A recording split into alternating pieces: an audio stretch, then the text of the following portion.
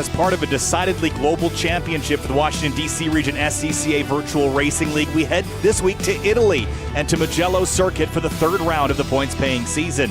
Almost every round so far this year has taken us across one ocean or the other, and this time we head to the hillsides for the third round. Hi, everybody. Kyle Heyer, joined by Finian DeCuna. 20 cars getting ready to qualify here at Mugello circuit, a brand new track here in iRacing. Finian, this place is gorgeous. It's gorgeous weather here in the sim as well. Maybe a little bit toasty on the racetrack, but this is a fast-flowing, fun circuit. It was a long time coming to iRacing, and it's here in all of its glory. Yeah, I was going to say, this is going to be a very interesting one with a new track that most people probably haven't driven at. This track's mostly known for being a part of the MotoGP Championship. So bike racing is typically what you see around here, very similar to Aragon that we were at a couple rounds ago. So it's a very fast-flowing circuit. Like you said, a lot of high downforce corners for these drivers. We'll see how they're going to be able to tackle it. The thing is, with this car, there's not a lot of downforce to rely on, so they're going to be using as much of the car as possible. They're going to be right on the edge of grip, and if they make a mistake, they're going to pay the price. Yeah, one of the things that makes this circuit one of the unique ones here in iRacing is because it's so new, it's actually one of the first tracks to get iRacing's 3D curbs. Now, normally I wouldn't mention something like that because it doesn't have an enormous effect on cars as far as their dynamics are concerned here compared to the older tracks in iRacing. What it does mean, though, is for these very low-to-the-ground Formula 4 cars, you have to be cautious of where you're putting your cars, tires, and especially the under tray, Finian. You experienced that right before we went live. Yeah, I was doing a little running around just for fun out there on the track with what these drivers are dealing with. And yeah, over some of these curves, when you get the car over, it'll just send the car straight. You bottom out, and the car will refuse to turn. So you got to be careful with that. You can't just kind of run out all over the runoff to maximize corner inches. You got to be a little bit careful with that curbing, depending on the corner you're taking. Yeah, and this is not one of the tracks that has taller curbs either. It's actually a pretty reasonable rumble strip, so you just have to keep that in mind, especially those yellow anti-cut curbs. Those can get you in trouble.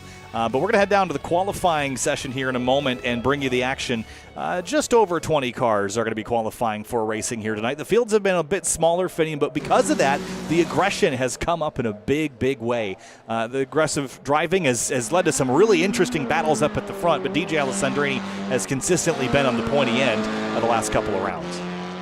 Yeah, I was going to say, I'm not too surprised. I mean, DJ's fast in quite literally anything that you can throw him, and he's a fantastic driver. Give him any car, he'll try to get it near the top. And it was best to keep that car near the top. He's currently out in qualifying. He's yet to put on a time. His first lap was not a good one. Second lap, we'll see how it is here. He's going to stop, actually, and reset. Didn't like that lap either, so he's got essentially 2 more laps left to put out.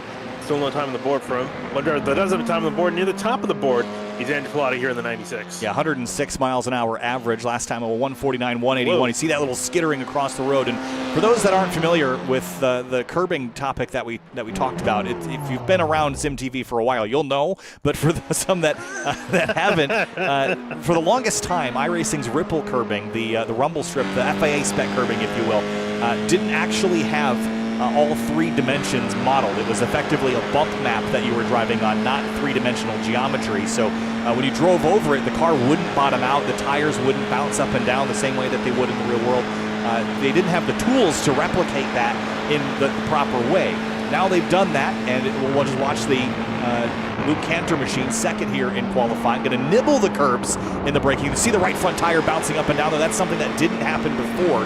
And it definitely changes the dynamics, and you can also scrape the underbelly on the curbs as well now. So just something to keep an eye on. And I also have a lot of trouble, Finian, I'm not sure if you've experienced this as well, braking on the curbing. It can throw you sideways in a big way when you reduce the grip from the tires. It really can, because I mean, these tires don't really have a whole lot of grip. These are really skinny, tiny Pirellis that these cars have on them. So they just don't have a lot of grip to work with, which is by design. So when you throw these cars on these painted curbs that are like not flat, like they used to be, it's hard to brake on because of the suspension keeps bouncing up and down. The car's unsettled in the braking zone. So you really gotta keep that in mind. You can go on it a little bit, but maybe not tackle as much as you could with the tracks that still, which are a majority of them, that still have the older curbs. One of my favorite things about driving this racetrack is almost every corner is a fast sweeping turn of some different radius. Lots of up and down over the course of the lap as well, and a lot of fun corner names to get used to as well. Let's step away from Luke Cantor. Here's the front straightaway. Sendonato down there at turn 1 is your first passing opportunity into Luco, which is this left-hand turn that leads into a sort of a chicane, which is exited by Materassi. Then it's Casanova, the next corner, the right-hander, followed by Savelli. This is fast left-hand downhill turn. Wow, this is going to be a fun one. Arabieta 1 is this turn right here, and Arabieta 2 is this turn here, this sharp right-hander that heads uphill. Scarperia in the next right-hander that's a bit downhill. I'm not even going to try that one. You're the Italian, right? I'm not. I thought if anything, you're definitely more Italian than me. Biondetti is this other chicane a little bit later in the lap. This is a fun one. No anti-cut curbs. You can get very aggressive over those.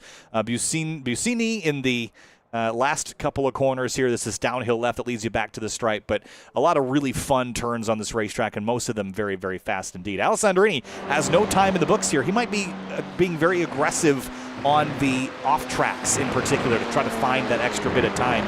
He'll need to beat a 1:49.181 to go to the top of the board. He's run 3 laps. None of them have counted so far for time. Yeah, I'm trying to look here. He might not even have, so he's able to, actually no, he's on lap 3 right now. So he's only going to have one more attempt at a lap. And if he doesn't get this lap executed, he's going to be starting from the back, which will definitely lead to a very interesting race. DJ trying to climb his way up through the field, up through a field of 18 cars at the very least ahead of him. This is going to be a matter of can he execute, can he get a time down, a clean time. Now, if anything, he just needs to reel it back a little bit, maybe, and just get a solid time in. Sure, it might even be at the top, but it'll probably be near the top 5. Yeah, there's about a second between 1st and 10th. I imagine he'd be in the top 10 regardless, but see what he's got this time across the stripe. In a moment, Alessandrini needs a 1:49.181, and that lap is going to be a 1:49.001. So right to the top he shall go, and ends that problem. And here's John Schwartz in the 22. He's starting his first lap here as he heads through Sendonato. He waited quite a while to get out on the track. I think he'll just have enough time for 2 laps. Chunky carbon fiber on the roll loop there.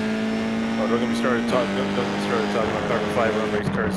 Formula 1 is too much carbon fiber on the livery so far. I just think they should give him a £1.05 to deal with paint, and then make People that saying part they of should the just mandate them to paint, like every part of the car has to be painted. No more carbon fiber. Yeah, or at least no more have bare carbon fiber. Or at least have a coating beyond just the epoxy. I don't care if it's clear. If you want to show the carbon, that's cool, but not out of necessity. Yeah, it's ridiculous. John Schwartz heading up over the hill. John Schwartz is a Japanese weight saving. Carbon fiber, bare carbon fiber. We were joking in the Grid Life Discord about not painting our Honda Civics in our Power to Weight series where you have to add 500 pounds anyway. Need to save that $1/4 pound. It's probably more than that. It's probably what do you think? 10 pounds on a race car paint? Yeah, probably, but I mean, there's a certain point where it Have doesn't them really lay off the make all donuts big for a difference. week. It'd help Botas out. You know, it's funny to say, I just literally had 2 donuts before we started here. Oh, at 6 p.m. What's going on over there? Oh no, we had like a coupon for Dunkin' Donuts. Oh, So we got a whole bunch. it's our morning food. Here's John Schwartz. Let's see what he's got. 2 minutes and 30 seconds left here in qualifying. Alessandrini has one more lap to go quicker. Schwartz is going to put in a 1:49.571. That'll put him in 6th for the time being, if that lap counts, which it does not look like it will. So we'll have to go again. There's just enough time for one more lap, and we'll only have another 10th at one more lap if he can keep it clean. DJ went quicker. DJ going quicker, not too surprised there. 48.8. Only driver on the 48s as well. Again, no surprise. Just want to admire while we've got this opportunity. Just watch the tires here over the edge right here. Watch. Boom. When they come back on. Boom. Look at that. That is so cool. That is really cool. And unfortunately, John Schwartz in the live view, he's spun and he'll be out. So qualifying effectively over. Yeah, that's going to be it. Luke Cantor in the number 2 is still sitting in his grid stall, but he's already begun his 4th and final lap. So Schwartz is going to try to go back out. He's not going to get the time to run it, though, just for practice. Yeah, I was going to say he's probably just getting more of a warm-up here. I don't know how much practice he's had, but Actually, no, and he's had no practice. So every little bit counts here, but he's going to continue on running there. Just a minute left in qualifying, but everyone pretty much has put down a time, and to no one's surprise, DJ Alessandrini up near the top. Yep. I don't know what it is with these no-name track names as of late. I think iRacing's forgetting to fill out a field in their INI files somewhere. But Alessandrini up at the top by about 0.4 of a second, and about 0.2 behind that is Ken House-Seal in the 23. Pilata and Alessandrini put on a pretty good show at Okayama last week, so I'm expecting something similar here this week as well. Luke Cantor also very impressive, so we'll keep our eyes on that number 2. Louis Alessi, Sly Stafford, 14th and 15th. And Francis Castillo-Romero, I don't believe is still here, but Arthur Mitchell and John Schwartz will start from the tail of this now 21-car field. Actually, looks like Arthur Mitchell's not here. Okay, make that 20-car field. Yes. It's like, just like last week, it's like a nice Formula One 20-car field. Yep. You know, no Andretti, so it's just like the real thing. Too soon? You know what's really funny? I saw a rumor that, or not a rumor, but like someone putting on like the silver foil hat. That basically all like the rumors and everything going on F1 was to make everyone forget about the Andretti thing. Because the last week of media has been so crazy. I've always said my interest in Formula One is mostly driven by the theater of it more than anything, and it has been said theater the last couple of days. There'd have to be a whole Drive to Survive season just for the off season, which I would probably actually like more than the ones that are about the season, to be honest. Yeah, everyone was joking that Drive to Survive is going to have a lot to cook with for this off season. So, with that complete, let's roll through our starting lineup. We're going to have, say, about a half a lap or so. Yeah.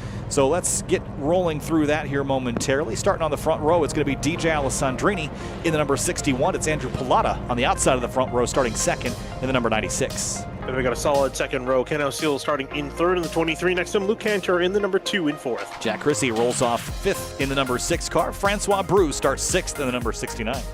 Kevin Su's going to be starting off in 7th in the number 3. Next to him, Talas Sadiq in the 17, rolling off in 8th. And ninth place will be Ryan Carwile in the 71 Valvoline car. Mike Leader starts 10th, good-looking 53 in that outside of row 5.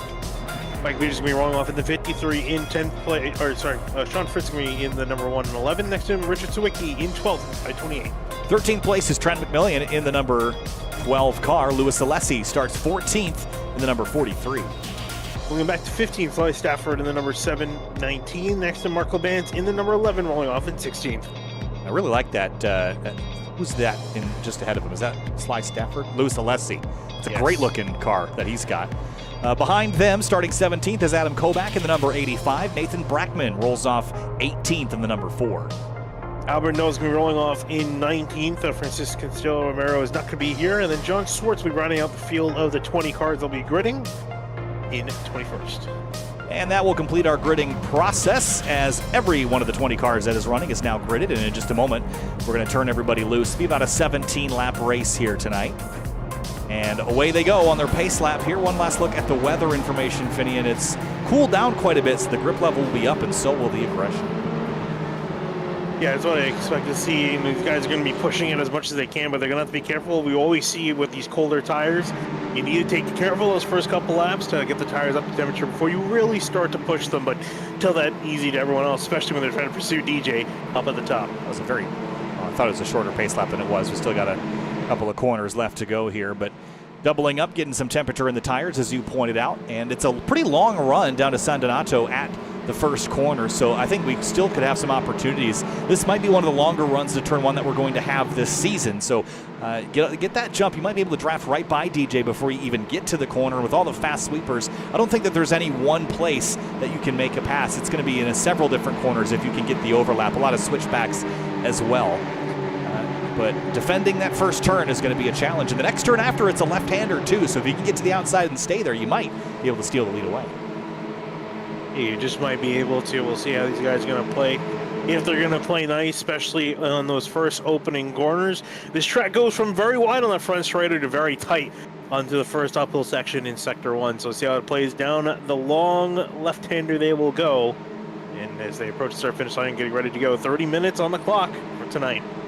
45 miles an hour pace speed here, doubled up 2x2 for the Washington, D.C. Region SCCA Virtual Racing League here from Mugello. Another trip across virtual oceans here in iRacing, and the fourth round of the points-paying championship now as we head up to the start-finish line. Flag is in hand of the starter. Green flag flies, and we're racing at Mugello. Already 4 wide in the midfield there. That's a pretty aggressive start by the 53 of Mike Leader in the gold car on the very far left. And Alessandrini leads, but for how long? I hope everyone knows that they're 4 wide, because the spotter doesn't really tell you that you're 4 wide as everyone gets in the braking zones. A couple lockups and a crash in the background. Alessi's cars involved. Oh, 1 car upside down. That's the 22, I think, of John Schwartz. He's already on his lid, and he's out of the race. Alessi pulls away. We'll get away with the rest of that as the field heads now to the second and third corners. Alessandrini, Pilata, Hausil lead the way. And Francois Brew also picked up damage. He went out in turn 2 with some damage to the right front of his car, so he's had to reset. So a couple of cars already retiring early on here as we sort them out for the first couple of laps. Here we go down this fast-flowing right and left-hander, almost flat out through here. It's Mike Leader's trying to get one spot up. Talis Sadiq ahead of him, then Ryan Carwile. Yeah, it might not be flat out on the opening lap, though. Especially when tires are still coming up to temp. He's going to see some opportunity there to get to the inside of Sadiq, but he's not going to go for it. Washes out a bit wide there in the arrow wash of the 17. It's just such a fun sequence. There's the door open, and he's not going to wait this time for an invitation. He goes down the inside, but Sadiq fights him off for at least a moment. I think it's a great run off the outside of the corner, so Leader up to 8th. In behind Richard Sawicki, Trenton McMillian changing spots, so Sawicki up to 10th place here as they sort themselves out of here. A much cleaner second half of the lap. DJ ahead by 8 tenths of a second. Andrew Pilata, Ken O'Seal close behind. Yeah, let's go back to the very start here. And there's some contact already. I think there's just a lot of going on, is my deduction of that situation here. A lot of cars in a lot of places, and unless he's going to get hit from behind. That was the 11 of Mark Labance. Yeah. And as we come back live, Ken O'Seal and Andrew Pilata, they're bump drafting down the front straight away as long as it is, trying to catch up to DJ. In behind Jack Christie, Luke Cantor, they're side by side for 4th. Cantor trying to work around the outside. I'm curious if that bump drafting strategy will work. Something tells me that it won't, but we'll see. 7 tenths behind Alessandrini. There's Leader and Sadiq still wheel to wheel as they leave the first corner, and this time Sadiq's got the overlap. Leader fights him off, though. Yes, I got this first little chicane. Ooh, a side down for Mike Leader, sliding in front of Talis Sadiq. Usually see that on the ovals, not really on the road courses, but in this case for Leader, it'll work out. He'll hold off for 8th. Separate them up. Ryan Carwile's about 1.3 seconds clear of these two. Really fun downhill section here. As you mentioned, almost flat out. Seems like no matter what you're driving, whether it's a Miata or a 600 horsepower prototype, almost flat in all of those cars. Yeah, I was going to say, that entire section of a Formula 1 car is flat out. That was crazy to see when these guys were driving here for, I think, the 1 year, 2 years that Mugello hosted a Formula 1 race during the pandemic, because these guys could not get enough of each other. They're still in a hard fight here. Mike Leader, Talis Sadiq, and Richard Sawicki also joining this battle. Effectively 3 cars all fighting for 8th. Yeah, pretty good scrap back here. And just behind them, there's Sly Stafford and Trenton McMillian. That was Stafford going by, the blue 719, and McMillian in the 12, red, white, and blue car. These guys are all following each other really closely. They're not really giving a whole lot of room between each other to fight it off as McMillian tries to look to the inside of Sly Stafford here in the final corner. Gets to the curbing, washes out a little bit, almost hits Sly Stafford, but we'll back off and we'll have to come back in behind, but we'll get a solid slipstream down this long front straightaway. I wonder if they're going to run out of gear like they did at Aragon a couple of weeks ago. Here comes Sadiq back on Leader. These two have not found more than a couple inches of separation this race so far. Working lap 3. Leader up the inside. There's going to be a touch there as he locks up. And somehow they keep the cars pointed the right direction, but that was almost disaster. Here comes Richard Sawicki past. Yeah, that really could have been, very much could have been disaster. Yeah, every time you see a car lock up in a heavy braking zone like that, you always kind of hope for the best, and in this case, was more or less the best. I'm sure Talis Sadiq would say otherwise. He wants that spot back. A little bit of a bottleneck behind these two. The 719 of Sly Stafford is creeping into the mix here as well. Look how tight these drivers are nose to tail on the downhill.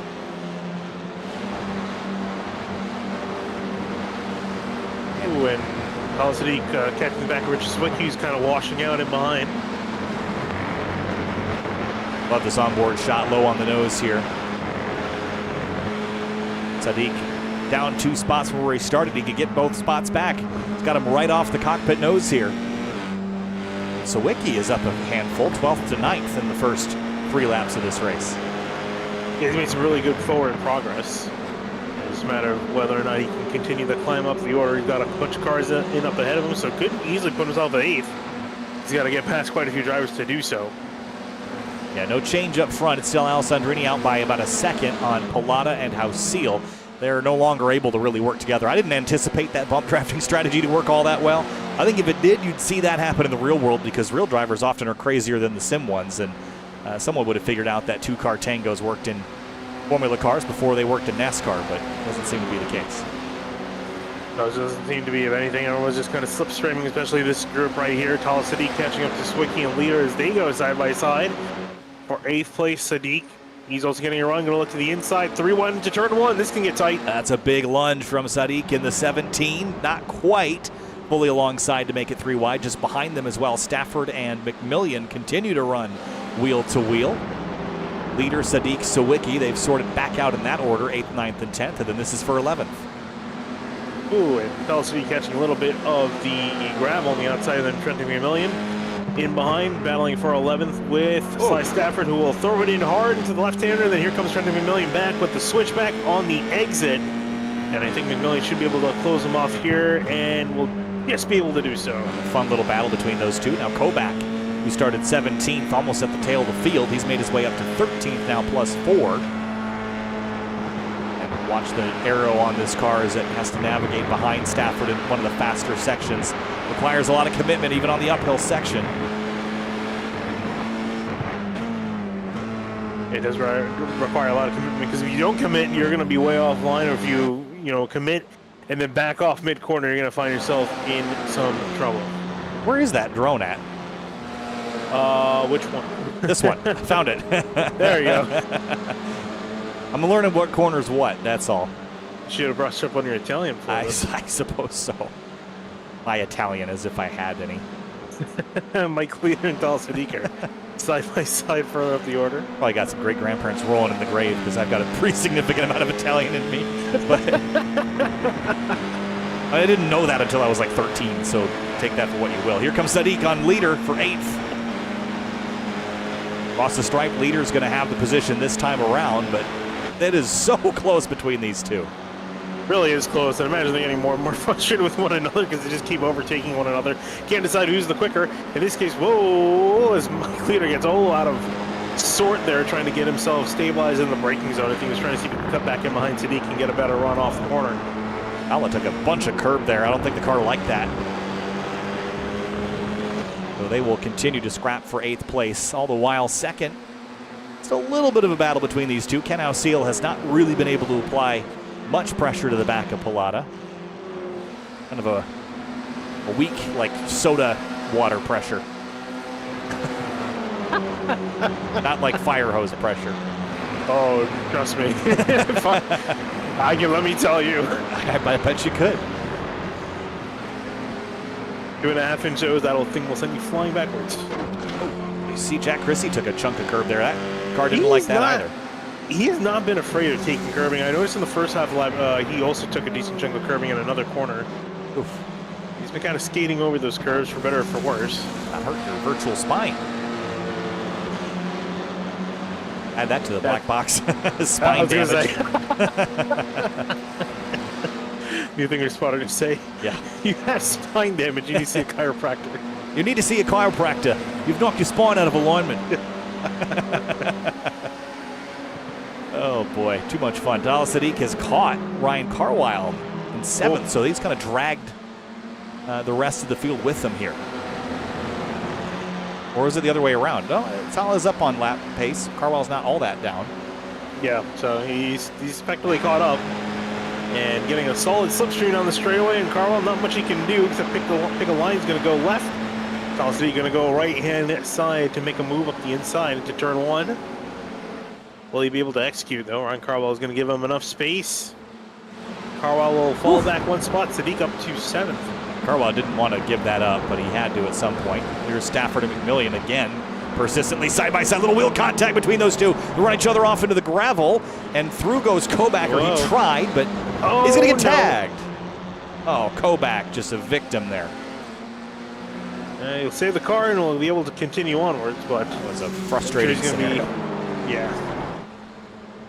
He was all careful, too. He did his best, and then McMillian just kind of came across the road there and took him out. Yeah, I'm not sure he knew that Kobach was coming back on him. That was kind of interesting that he didn't just stick more right, but imagine that might be reviewed after the race. We'll see. A little red mist there, maybe. But up ahead, Battlefield League getting a lot closer. DJ Alexander Angelotti's been able to close in quite a bit. He's actually broken away, or left Ken Halcyon, I should say, in the dust in third. About 2 seconds behind him. Yeah, Pilata's last lap was his best. Alessandrini's was a little bit off. So Pilata is the quicker of the two cars. And this is going to be Pilata's best this time by, unless he really messed up this last corner. He's up on his previous lap as well, and much tighter line in that final corner. Going to get a nice run off and some slipstream to boot. Battlefield leads on. And this is going to get interesting. There's a lap car up there too. That's Francois Brou, I believe. Yeah, you would be correct on that. We'll see if Alessandrini's going to try to go defensive here, or if he's going to let Pilata go by and follow him for a few. They've got about 2 seconds on Ken Halcyon and Luke Cantor, but they are also battling for the last step on the podium, so I'm not sure that they've got a lot of opportunity to keep in touch as they do this. Cantor is putting in a lot of right-hand steering, almost spun the car out in turn 2, or sorry, out of turn 1, I should say, as you look back further. This big group of cars, it's Mike Leader, Ryan Carwile, Richard Sawicki. Whoa! Alessandrini in the lead almost lost the car through Matarazzi. That was a big wiggle, and he's got, trouble for Sadiq now in the 17. Ah, man, just is running well ahead of that pack. See what happened if he got loose. Was out over the rumbles. Went wide, yeah. Nice job keeping it out of the wall, well, except for that part. Yeah, it's a minor touch, as long as the wing's still on. But yeah, for Jeeves, that was an almost big wipeout. He just took too much of those anti-cut curve, and it's upset of the car. And it's again what we're talking about. I mean, we're mostly referring to the regular curving. Yes. But you can upset the car at the curving. So you got to be careful. You can't just ride on it like you used to. You need to respect it, or the curves will make you respect it. And Pilata's got Alessandrini in striking distance now. The question, as it has been all season long, is once you pass DJ, then what? Because now he's got the advantageous position of being able to follow you and learn about what you're doing to be faster, and the slipstream to boot. It'll be coming at about 10 laps to go next time by. This race will be about 17 laps, give or take. Here's Luke Cantor past Halcyon. I imagine these two will trade positions again, and they will. Yeah, still getting a slightly better run off the corner, taking the wider way around. Drag race between both of them. Jack Kersey's still too far in behind, but up in front for the lead. Andrew Pilata, he's also gaining up on the leader. Backs off of it. Yep. All right, so the gears are turning in the Pilata war room right now about how to get by Alessandrini. Maybe not immediately. Don't give away your secrets. Halcyon still hangs on over Luke Cantor. This has got to be stressing Luke out. Sees the two leaders battling, and he can't quite figure out how to dispatch Ken Halcyon. Yeah, it's going to be tough. You imagine that Ken's he kind of realizes that effectively he's going to be fighting for third from here on out. And so he's going to defend this spot pretty hard, I would imagine. And then also got to keep in mind Jack Christie, who's not too far out of this as well. He's less than a second back from these two up in front of him. 2.8 up to Pilata. It's keeping DJ in distance here. I wonder, Luke's a little wide. I wonder if Pilata's going to do some experiments to see when he has to make his move to lead at the stripe. Maybe that's his plan here. Back in 8th, Ryan Carwile and Richard Sawicki. Yeah, they're still in a hard-fought battle, minus Talad City, who had that spin earlier on. And now it's Carwile, Mike Leader, Carwile, Sawicki in this little group. A little bit of a trio forming. Fun little battle back here that these guys have had. As Leader and Talad Sadiq, their battle was extinguished by Sadiq's spin a couple of laps ago, but they were fiercely and intensely scrapping for position, as Halcyon and Cantor will likely do the same down the front straight again this time. Now, we'll see what Pilata can do here. He's 3/10 back, 2/10 back. Here comes the stripe. So he's not there yet. So he'll have to make a move before the last corner. I think he's learning that. Then the question is, how and when do you make your move next? He might be able to make it maybe if he was a little bit closer, but it's kind of yet to be seen. But yeah, he's got to make sure he keeps his options open, especially with DJ. If he makes a mistake, he has to go make a move as we continue to look at Ken O'Seal and Luke Cantor's battle for third place. Both of these are the closest to the two battles on the racetrack. Here come the leaders in a moment. There they are. Andrini and Pilata, then O'Seal and Cantor. This is a really tight fight. As you pointed out, Chrissy is quickly approaching these two.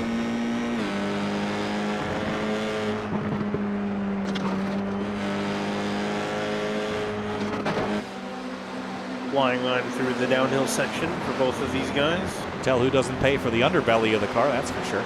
I mean, yeah, you don't need a car after. They get a new car for next week.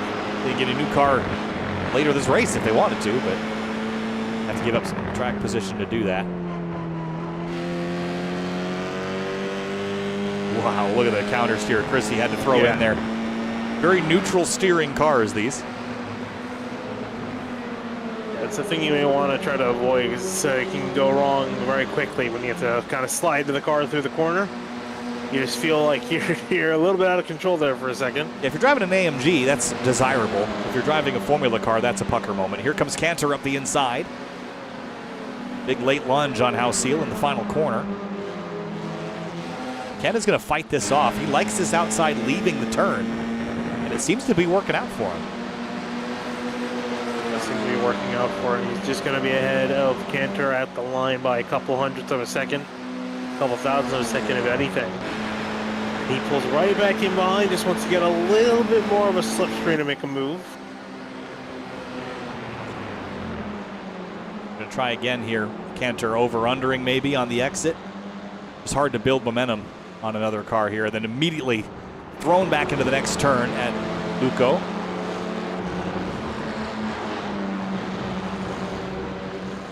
The leader still separated by about half a second. I think Pilata is just keeping DJ in striking distance. I mean, we saw DJ, he's made some mistakes on a couple laps earlier. Now he's been hounded ever since then by Andrew Pilata, who's driven more or less flawlessly from the drop of the green flag. Yeah, I'm surprised that Andrew gave up so much time early in the race. Took him a couple laps to run DJ back down. But he's really begun to eat in, but he's just looking very patient right now. I just don't know. Again, this is the first race that we've streamed here. I don't know anything about how these cars are going to race here and where is best to make a move. So there's a lot of unknowns that might be unknown in a race like a Miata race or something of the sort. Luke Cantor, and he's dropped to that Chrissy. So Chrissy's gone by, and it was because of a lockup. Oh, big lockup. Right here, does he have the tires on the? Oh man, he got into O'Seal there a touch. Almost destroyed the back of the 23. Had to go straight.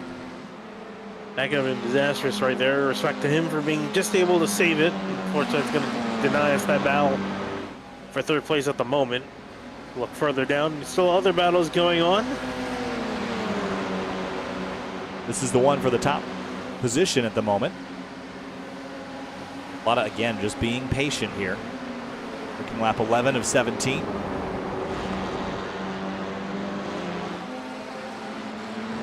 DJ just ran a lap that was about 7 thousandths better than his best lap, but it didn't count because of an off track where Pilata just ran his best again, a 1:48.963. So 96, especially in the slipstream, is having no trouble keeping pace with DJ. He has squandered a couple opportunities to go by, so that's something to keep in mind as well. Here's Sean Fritz and Albert No. They're going to have a bit of a moment down here at 1. No's going to lock up. Fritz is going to sneak on through, and Kevin Zhu is slow. Looks like a slowdown potentially. Could definitely be dramatic. Oh, a spin. What caused the spin? No, that's good. The big thing was the curbing. The exit. Yeah. Ran wide, and again, did a nice job keeping it out of the wall, and skidded to a stop. Lost a couple spots, though. He's back to 8th.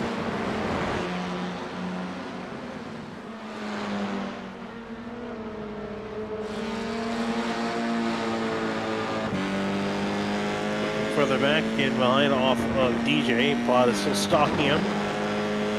Couple tenths on back. And, you know, I appreciate Plata waiting to make a move. I have a feeling he's just going to find himself start to run out of time. Yeah, so He's kind of laying back like this. every time I see this, there's two schools of thought here. One is if he's that confident he can make a pass on DJ Alessandrini, this is very smart because he's not letting DJ learn anything about what he's going to do. He's being very, very patient, not showing any of his cards. The alternative is he's just clinging to the back of DJ, and DJ is going to drive away from him in those last couple laps, and any opportunities that Andrew did have are going to be squandered by DJ driving off, and that's a risk I never like to take because I'm never confident I'm faster than the guy ahead of me. I'll take it when I can get it, but Andrew could be playing a longer game here, and he might be kind of just planning out something and doesn't want to show DJ, and he's pressuring DJ into these little micro mistakes, and he might not have to pass him if DJ makes a one that's a bit bigger. Yeah, I think for Andrew, we're seeing him just trying to keep it together, keep following DJ, see where he goes, maybe find a weak point. If anything, just keep putting pressure on him. Because we did see him make a mistake earlier on the race, and that really allowed Andrew to get back to him and be able to follow in his coattails and break away from the rest of the pack, leaving Ken Alciel over 4 seconds behind. He is taking that car to the edge of the road, isn't he? I mean, he paid for the track, might as well use up all the track, right? I paid $14.95 for it, might as well use every inch of it. All the while, Luke Cantor and Jack Chrissy have accordion back together, and Cantor would like his 4th back, please. The question will be, can he execute, can he receive it? Chris still holding on a 4th. Luke Cantor trying to see if he can go along the right side. They're going to go through that fast chicane near the end of the lap. That, what do they call that one? Biondetti. Yes. Whoa, Chrissy, big slide. Oh, he's still not saved it. Still not saved it. Wow. That was on board with that. That was a crazy, crazy slip. Neutral steer. Backup power way neutral. Just holds it in the slide. Paint's not any grippier. That was a crazy, crazy moment. He saved that car like 5 times in 1 quarter. Yeah, and Luke Cantor will have his 4th back. 5 laps to go. 7 minutes and 40 seconds left on the clock. I knew there was something I needed to adjust, and I realized it was the timing and lap scoring. Well, it's time-based race, but could be worse. Yeah. Speaking of micro mistakes, that would be one of mine. Oh, Pilata, little wiggle there. Curious if this really is DJ pushing or DJ conserving. I don't know that it's conserving. I don't know that it's pushing past his limit. I think he's spent, we spent all week talking about to other drivers about how to approach this place, and you have to be aggressive with the track limits to extract all the speed out of it. Saw him do that in qualifying, got a couple of off tracks before he got a valid lap in, but once he did, he was very quick. Now, Pilata's drifting a little bit further back than I would like to see, but he gained it all back there on the exit. Want to be within 3 tenths. He's just prioritizing different points in the corner, and it's really beneficial to prioritize the exit in these cars, especially with a long straight following up on, because you can just really, you don't, these cars, you want to keep as much speed through the corner as possible, especially out of them. So that's really the game plan to do, and especially carry a great run down to this front straightaway where if you're close enough, you could be able to make a move. Flip screen on pass, not close enough on this gauge, and no for the Pilata. Yeah, just running on board here to see how close he can get. He was half a second back at the start. He's going to be 2 tenths back, so he gained effectively 3 tenths. That tells me you need to be within 3 tenths to have a realistic shot. So let's keep an eye on this differential as we get down to really it'll be the coming to the white flag lap that I think things are going to get very spicy at the front of the field, and even a little spicier than those Italian meatballs. Looking further back, another spicy battle is between Luke Cantor and Jack Chrissy, and also this one right here too. It's Mike Leader and Kevin Zhu. Or sorry, Mike Leader and Richard Swicky. Yeah. And Adam Koback and Albert No are side by side. This is for 13th place, right behind Sean Rich Fritz. Swicky hard on the wall. He just spun out after he just went away from heavy damage to his car. Wow. Just like that, it's over. It's like a meteor crashing. You look up and you're like, oh, too late. Yeah, I got too much curb, and then on the up, same thing, man. Everyone's been dropping that wheel off, and it's resulted in disaster for them. Crash and done for the 528 of Sawicki. Pilata within 4/10 of Alessandrini. Coming to 3 laps to go. Is waiting to the last lap too late? I think so. He might want to make a pass on the next lap or so. I don't think it's really beneficial to keep waiting to the last lap, because in case it doesn't work out, then you're kind of out of passing opportunities. Keep our eyes on these two at the front, coming to 3 laps to go. I'm also keeping my eye on my timer as well. It's 4 minutes and 37 seconds, Finian, so I think 3 is a good count, but could be less. Yeah, no, I think they're looking at 3 laps to go. Just about. It's going to be a bit close, but 3 laps to go. Right, here comes Pilata with a nice big run here. 2/10. 1/10. Going to sit on it and not go for it. I mean, he's got to even be closer than that then to have the run into turn 1. And I don't know that it's realistic anywhere else. But he's all over the back of DJ, trying to see if he can get him to make some sort of mistake. That's all he needs, is that one little slip up, that one doubt. Then you get off the throttle, you kill your momentum, and that'll allow your competitor to get on through. Well, that was a great exit for Pilata. But then what? Yeah, I was going to say, you don't want to make a pass here, because then you got a long sleeping downhill section. Did you say sleeping? Yes, sleeping. Long sleeping corner. Not that long. Here comes. This is going to be a great opportunity here. If he can draft up next to him in his next right-hander after the sweeping corner. No, not enough. Yeah, DJ got a really good run there through last time. Ooh, a little bit of a bobble there for Pilata on the brakes. I think for Pilata, we're seeing him be a little bit more desperate with some of his moves. He's been driving a little bit more aggressively. The intensity's definitely coming up. And he's within 3/10 now. If he can close this down to 2.5/10, I think he'd be silly not to try it in turn 1 next time by. It really depends his run out of this last corner here. Can he set it up properly to make that move? And typically we've been seeing Pilata get a better run on exit compared to DJ through this corner. Pretty good. 0.35 on exit.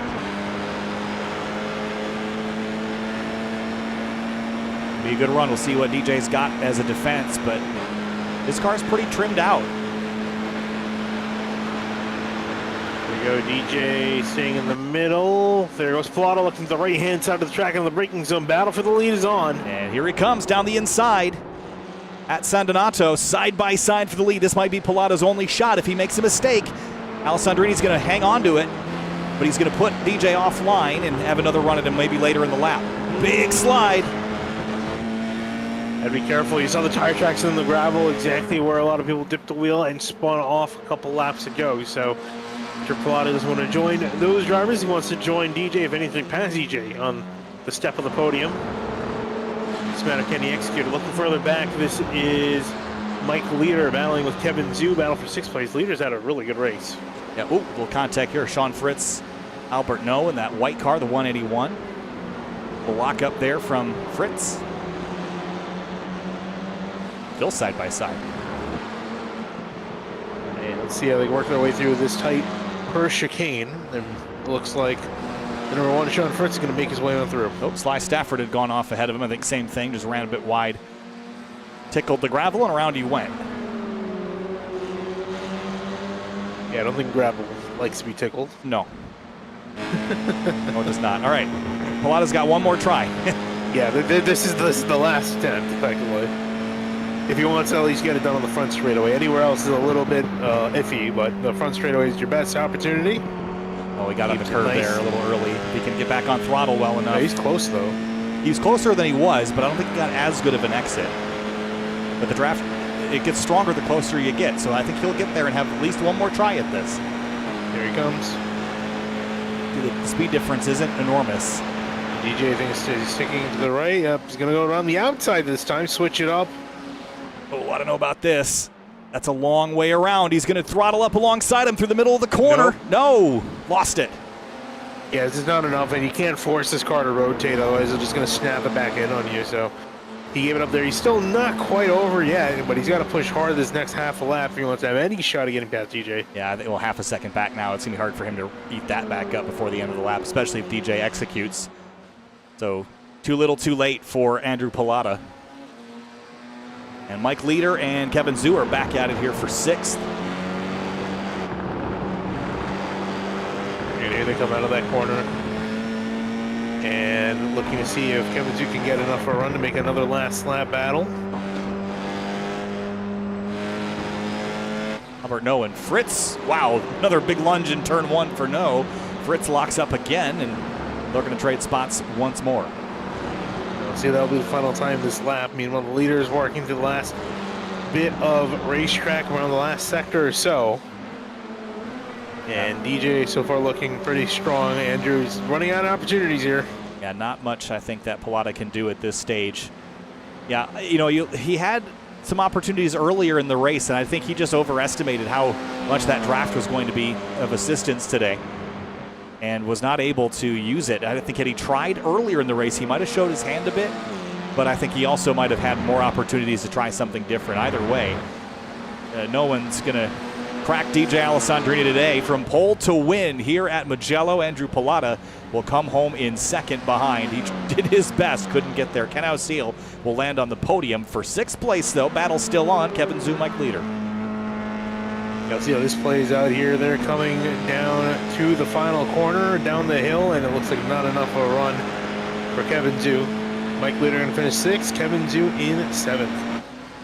Albert No, Sean Fritz, next group that has an opportunity to make a pass here, and Sly Stafford and Louis Alessi, who's fighting back from getting looped around in the first lap of the race. And he's going to end up exactly where he started after all that. Here's Albert No and Kobach. Kobach made a mistake, and he's going to lose 2 spots.